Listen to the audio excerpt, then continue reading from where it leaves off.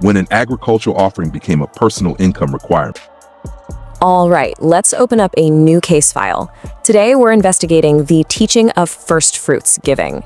We're going to dig into where this whole idea comes from and see if the modern version really holds up when you look at the original evidence. So here's the real puzzle at the center of this case. How did an ancient agricultural offering, one that was tied to a very specific people in a very specific land, somehow turn into a modern financial requirement for Christians all over the world? That's the question we're here to answer. Now, I'm not going to make you wait till the very end for the conclusion. Here's a little preview of our verdict. We're going to see that biblical first fruits were all about crops and livestock, not paychecks. They were part of Israel's specific covenant, and you just won't find the New Testament telling the church to do it. The modern teaching, well, as we'll see, it kind of survives by mixing up these categories. So let's start building the case. Okay, first things first. We have to establish the facts. What were first fruits in their original context? Let's go straight to the primary source, right into the scriptures themselves. You know, the definition is actually really straightforward. In the Bible, first fruits literally meant the first and best portion of the harvest. We're talking about actual grain, wine, oil, and even the firstborn of their livestock. But notice what it wasn't. It was never a principle about the first slice of your paycheck. And you see this plain as day in the command itself. Exodus 23:19 says, "The first of the firstfruits of your land you shall bring." I mean, it couldn't be clearer. That connection to the physical land, to agriculture, is baked right into the command. And when you look closer, you realize just how specific this whole system was. I mean, think about it. For this command to even work, you needed to be in the land of Israel, you needed harvest cycles, you needed a physical temple to bring it to, a special priesthood to receive it, and people who actually owned land to farm. You pull any one of those pieces out and the whole system just doesn't work anymore. Okay, so if that was the original command, how in the world did we get from there to the modern teaching?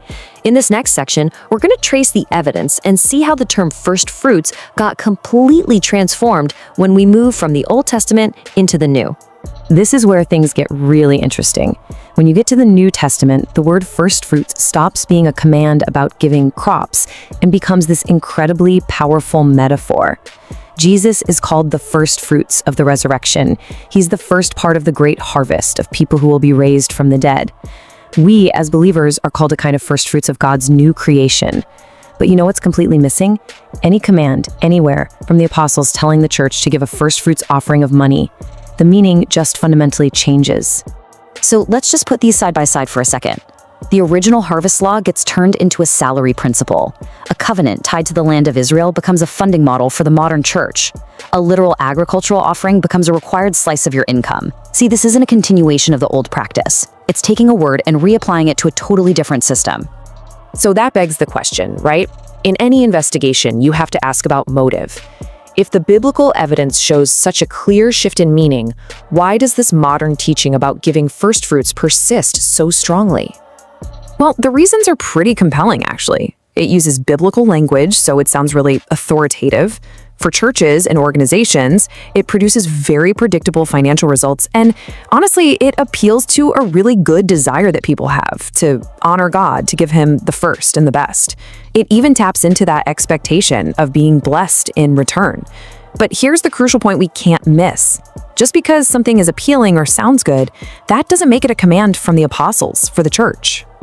Okay, so if the apostles didn't tell the early church to practice first fruits giving, what did they teach about generosity? Let's take a look at the actual standard for giving that we find in the New Covenant. What you find is a total shift away from a rigid law and toward principles that are rooted in freedom and love. Giving is supposed to be voluntary, something you choose to do, not something an old law forces you to do. It should be cheerful, from the heart, not because you feel compelled.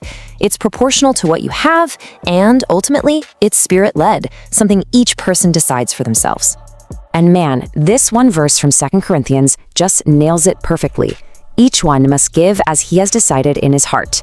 The power is put right back into the hands of the individual. The motivation isn't compulsion, it's cheerfulness. This is a completely different world from a mandatory agricultural law. So we've examined the original command, we've traced how the term got transformed, we've looked at the motives for why it's misapplied today, and we've contrasted it with the actual New Covenant standard. It's time to bring all the evidence together and deliver the final verdict. But wait, let's tackle a really common question.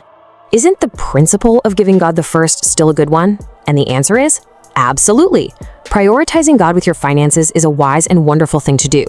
But, and this is a huge but, a wise principle is not the same thing as a mandated financial law that was never actually given to the church. We have to keep those two things separate. So does that mean we just toss the whole idea of first fruits out? Is it totally irrelevant? Well, not exactly. The specific agricultural command is irrelevant because its whole system, the land, the temple, the priesthood, that's all passed away. But the spirit of generosity, that absolutely continues. But now it operates under the amazing freedom of the new covenant, not under an old harvest law. So to summarize the entire case, the evidence confirms beyond a doubt that biblical firstfruits were agricultural. They were tied to the land of Israel, they were connected to the temple, and they were specific to Israel's covenant with God. The evidence is clear. They were never a universal financial requirement for the church. Based on the evidence, our verdict is in. First charge, category confused. An agricultural offering has been fundamentally confused with a modern income principle. Second charge, covenant misapplied.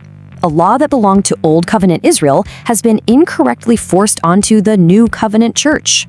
Third charge, obligation imported. A requirement that the apostles never commanded has been brought into the church and treated as a law.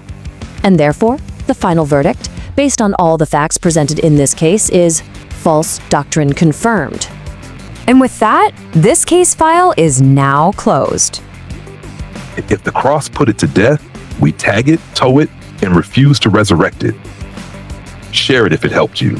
Subscribe if someone else needs it. We sow truth the way Jesus taught, not the way man demands.